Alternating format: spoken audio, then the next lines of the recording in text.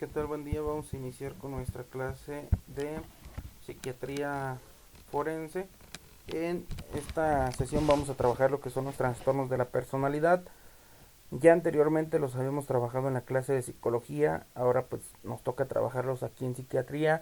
Recordemos que la psiquiatría pues es aquella que se encarga de curar la mente, que se encarga de tratar todo este tipo de padecimientos, así como lo son patologías o trastornos psicológicos. Entonces pues vamos con este repaso, digámoslo así, de lo que son los trastornos de la personalidad.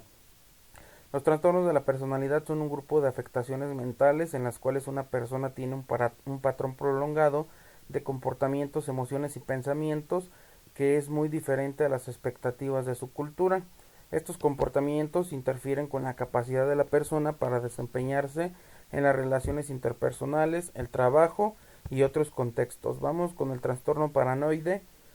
En este las personas son enormemente desconfiadas. En este trastorno todas las personas que lo padecen son muy desconfiadas, siempre piensan que los demás, incluyendo sus seres queridos, están en su contra. Esto implica que interpreten injustificadamente ofensas, burlas, menosprecios, infidelidades, etcétera, ante la duda sobre una intención ajena. Un paranoide escogerá la opción más desfavorable, es decir, aquella que suponga un ataque del otro. Vamos con el trastorno esquizoide. Los individuos que lo padecen se caracterizan por la falta de interés en relacionarse socialmente y por una restricción de la expresión emocional. Puede aparecer durante la infancia o la adolescencia, aunque se suele diagnosticar ya en la edad adulta. Su prevalencia se estima en menos del 1% de la población. Continuamos con el trastorno histriónico. Una persona con este trastorno busca llamar la atención, hablar dramáticamente y tiene opiniones marcadas. Tiene estados emocionales rápidamente cambiantes. ¿Qué quiere decir esto? Pues que de repente está de buen humor, de repente está de mal humor. Cree que las relaciones personales son más íntimas de lo que realmente son y se deja influenciar fácilmente. También tenemos el trastorno narcisista. Es un trastorno mental en el cual las personas tienen un sentido desmesurado de su propia importancia, una necesidad profunda de atención excesiva y admiración, relaciones conflictivas y una carencia de empatía por los demás.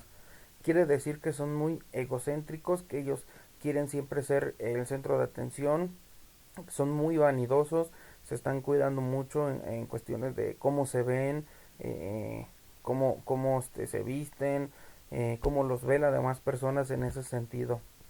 El trastorno pasivo agresivo, en este trastorno se caracteriza porque estas personas se resisten a los requerimientos externos, es decir, a las demandas de los demás, con expresiones como el obstruccionismo, la dilación o la terquedad, así como el olvido, combinado con actitudes negativas y derrotistas. Este tipo de comportamiento persiste incluso cuando es posible mostrar un comportamiento distinto y más afectivo. Las personas con este tipo de trastorno de personalidad son manipuladoras y son dependientes de los demás, por lo que se muestran como pesimistas y resentidas.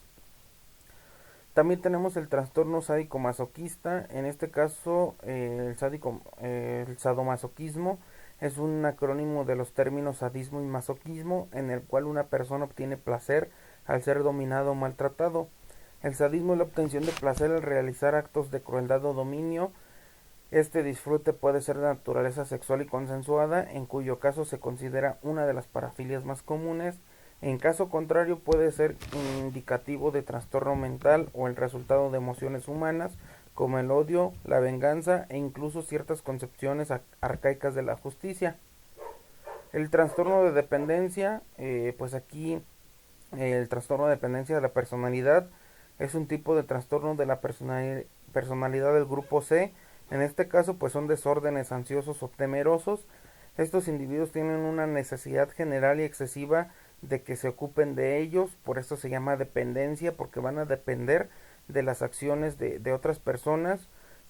Aquí existe cierto comportamiento de sumisión o de adhesión a las demás personas y tienen pues bastante miedo o temor a separarse de esas personas de las cuales dependen. Tenemos también trastornos antisociales. El trastorno de personalidad antisocial es una afectación mental por la cual una persona tiene un patrón prolongado de manipulación, explotación o violación de los derechos de otros sin ningún remordimiento. Este comportamiento puede causar problemas en las relaciones o en el trabajo y a menudo es delictivo. También tenemos el trastorno disocial, según el DSM-4, con la publicación del DSM-5 ha pasado a llamarse trastorno de la conducta y se refiere a la presencia recurrente de conductas distorsionadas, destructivas y de carácter negativo, además de transgresoras de las normas sociales en el comportamiento del individuo. Continuamos con el trastorno límite de la personalidad. Este trastorno mental es caracterizado por estados de ánimo, comportamiento y relaciones inestables. No se conoce con exactitud la causa del trastorno límite de la personalidad. El diagnóstico suele estar basado en los síntomas. Los síntomas incluyen inestabilidad emocional, sentimientos de inutilidad, inseguridad, impulsividad y dificultades en las relaciones sociales. El tratamiento incluye terapia conversacional y en algunos casos medicamentos.